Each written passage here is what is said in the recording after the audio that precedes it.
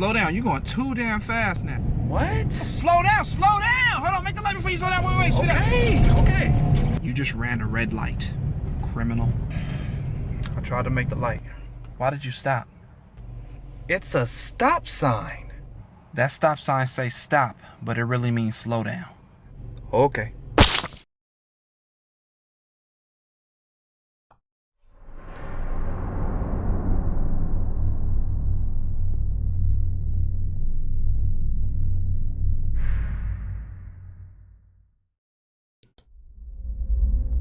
Good afternoon, everyone. Good afternoon, Dr. Miller. My name is Dr. Miller, and the SCP we're going to be looking at today is SCP-1401. Object Class: Euclid. Special Containment Procedures. SCP-1401 has been permanently closed to civilian traffic as of 19... Wait, is it a highway? It's a highway? Construction of an alternate highway linking affected communities is pending. Permanent road barriers have been erected to deter automobile traffic. Plainclothes security personnel are to surveil SCP-1401's termini to deter foot, bicycle, or motorcycle traffic from entering. All Foundation traffic along SCP-1401 for purposes of installing monitoring equipment, road maintenance, etc. is to begin and end during daylight hours only. In the event that any stay within SCP-1401 So you can't work at night around that area? extends past the end of civil twilight, personnel are to park their vehicles and remain in position until dawn. No personnel are to travel along SCP-1401 during nighttime hours except D-Class undergoing testing. The Foundation is to monitor police communications in all regions where SCP-1401-1 is capable of manifesting for any report of vehicle activity indicative of SCP-1401-1. Foundation first response assets are to shadow any known SCP-1401-1 instances and document their movements and identities until such a time as SCP-1401-1 demanifests or Mobile Task Force Kappa 101, Convoy, and Special Medical Unit 738 arrive on scene. No attempt to intercept or damage SCP-1401-1 is to be made without Mobile Task Force Kappa 101 and SMU 738 support. In the event of an SCP-1401-1 related incident or an uncontained police interception, Class A amnestics are to be issued to all survivors and first responders. Refer to addenda for information regarding disposition of SCP-1401-1 passengers. Description: SCP-1401 is a former stretch of U.S. highways initially paved during the first wave of transcontinental motor trail construction in the early 20th century. SCP-1401 stretches for approximately 112 kilometers through rural and uninhabited areas of the state, linking the cities and intersects no other roads or highways between those two termini. Wow. SCP-1401 exhibits no anomalous properties during daylight hours and may be traversed safely. During nighttime hours, however, approximately 50% of motor vehicles traveling along SCP-1401, regardless of whether they were traveling east or west, do not arrive at their destination. Bro, what was the percentage? Why was the percentage redacted? And cannot thereafter be located by any means. Thorough surveys of SCP-1401 Bro, watch it be like 100%, like that's crazy. have located no trace of any wreckage or signs of accidents or collision. During tests conducted with D-Class personnel driving from one end of SCP-1401 to another, onboard monitoring equipment has spontaneously failed during disappearances, and pursuing airplanes and helicopters have noted the test vehicle's headlights spontaneously deactivating concurrent with equipment failure, as well as instantaneous disappearance of test vehicle's heat signature from onboard infrared imaging equipment. In tests where aerial pursuit was close enough to shine a spotlight directly on the test vehicle, no disappearances have occurred to date. Since SCP-1401 was closed to civilian traffic, 57 Foundation test vehicles and their personnel have disappeared within, as well as 3 non-test vehicles which remained within SCP-1401 after dark due to engine failure and subsequently attempted to return before sunrise. What if they put some Scranton reality anchors down there? Maybe that'll help. SCP-1401 does not affect airborne vehicles, foot traffic, or persons in non-motorized vehicles. Based on the nature of several instances of SCP-1401, it can be inferred that SCP-1401 has possessed its anomalous properties since shortly after it came into service. The Foundation became aware of SCP-1401 when traffic along SCP-1401 decreased significantly due to the opening of Interstate, which bypassed it as an arterial road, and a correlation was first determined between disappearing motorists in the region and persons traveling along SCP-1401. SCP-1401 consists of several hundred anomalous motor vehicles, with license plates and physical descriptions matching those of vehicles known to have disappeared while traveling SCP-1401. 738 unique instances of SCP-1401 have been identified to date, 31 of which have been identified as former Foundation test vehicles.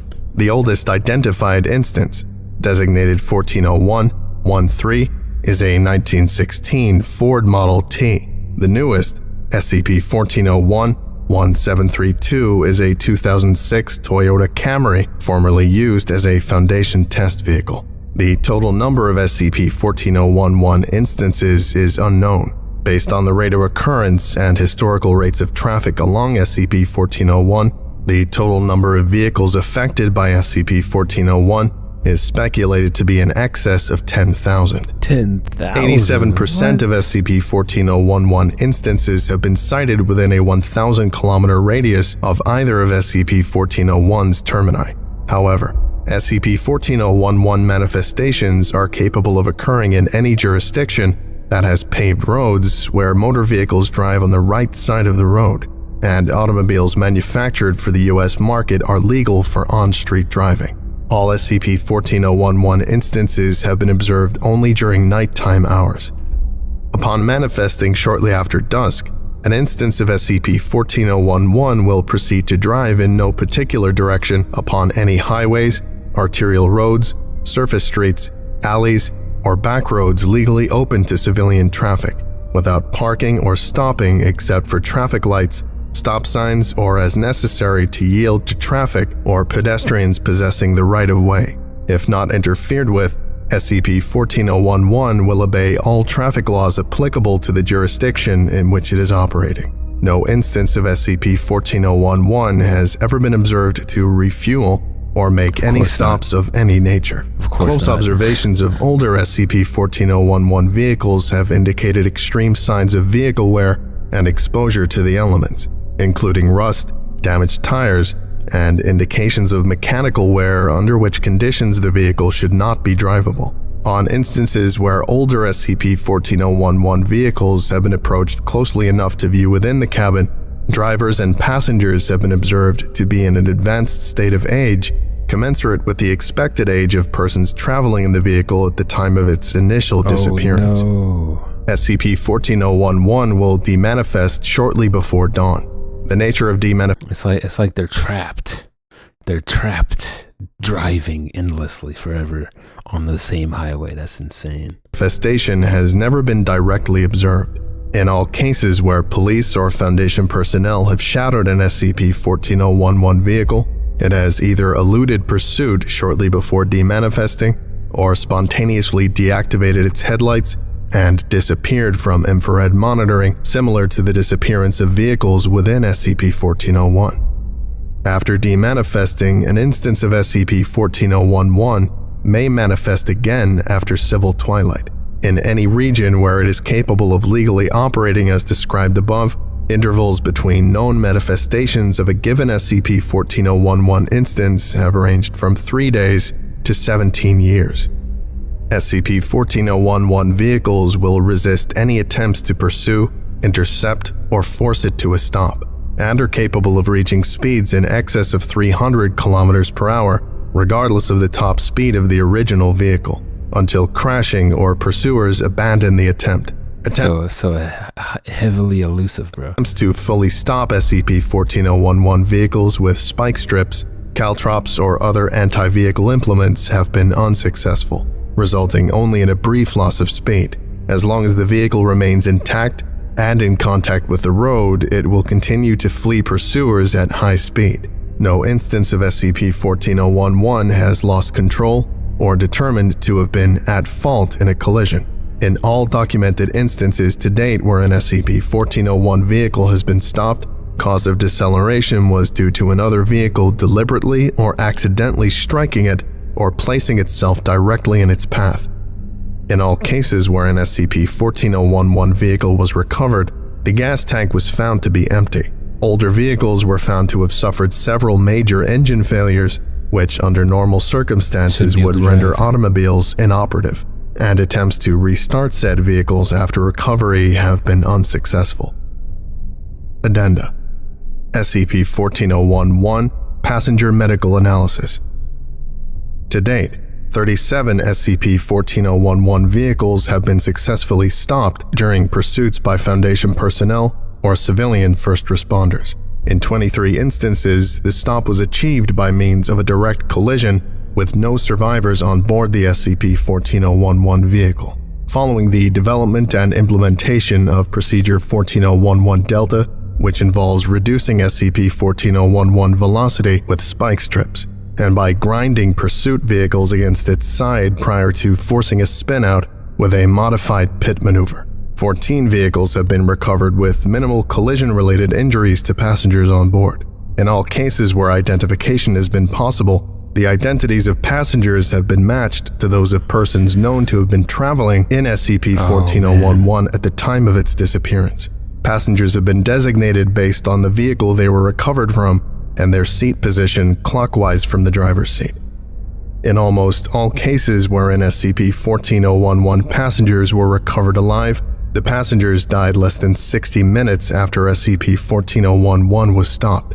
Apparent biological age of passengers is commensurate with their presumed age given known dates of birth. Passengers display acute signs of dehydration, starvation, bed sores, deep vein thrombosis, and other symptoms consistent with advanced age and with remaining in a stationary position for long periods of time without exercising rudimentary bodily functions. Death occurs as a complication of these circumstances.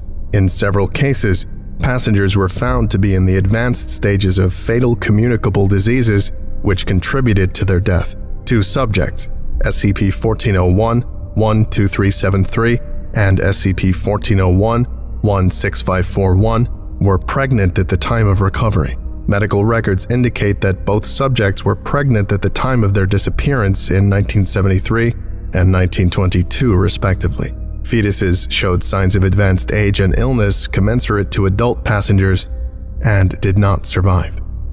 In 2000, Special Medical Unit 738 was established for the purpose of responding to SCP-1401-1 events and performing on-site emergency medical treatment for SCP-1401-1 passengers in the hope of recovering passengers alive. To date, 12 passengers have survived past the 60-minute mark.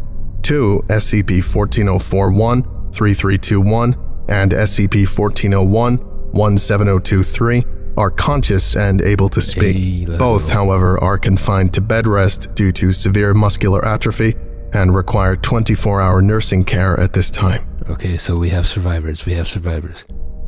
Interview 1401-332-1. Interviewer, Dr. S. Samesh.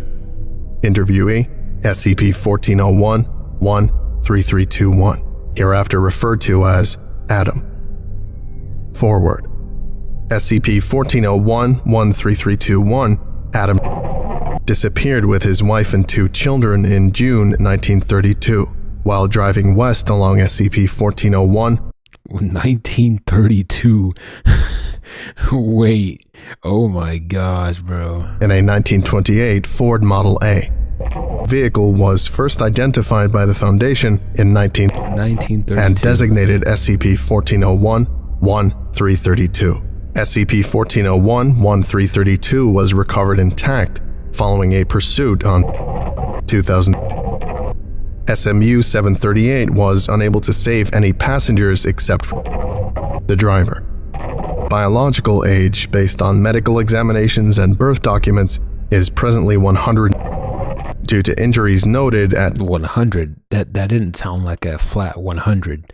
That was a 100 with some extra stuff to it. time of recovery, is unable to walk or stand under his own power, and frequently requires supplementary oxygen in order to breathe.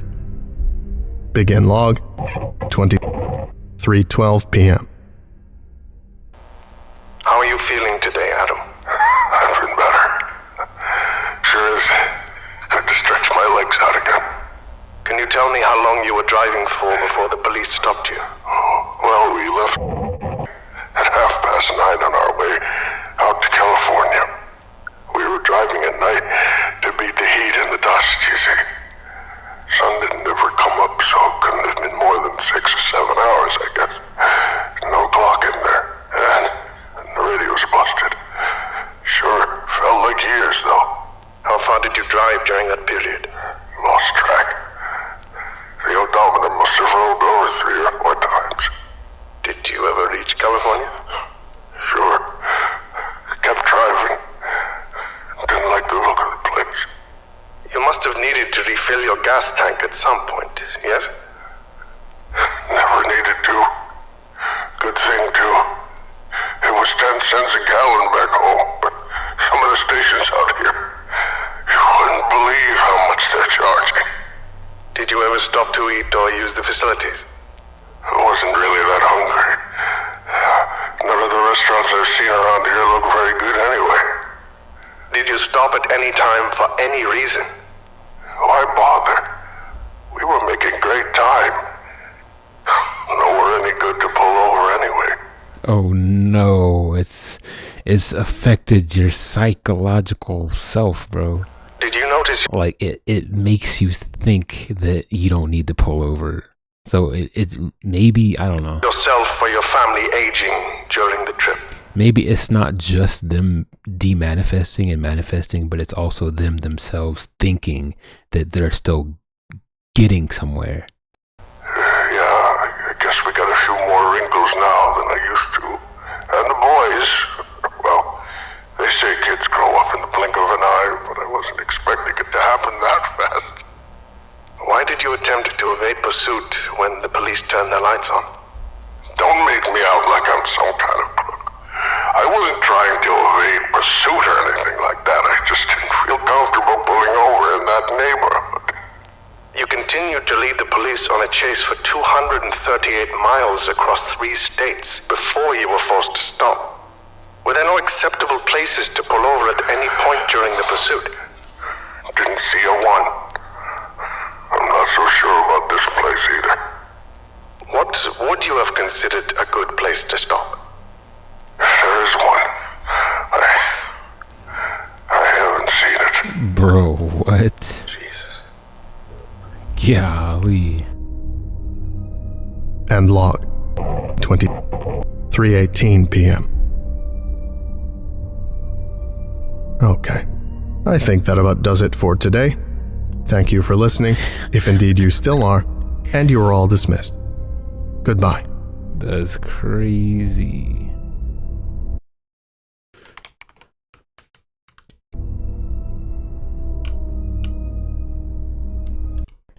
So here I was thinking that it was the car itself that was the anomalous feature, but it's actually the person driving the car that the highway itself got a hold of. So it's like you drive on the highway at night and all of a sudden you never feel like you need to pull over, and then you're put into this loop of manifesting and demanifesting and manifesting and demanifesting, all the while your car is wearing down, all the while your body is wearing down. So it's crazy, bro.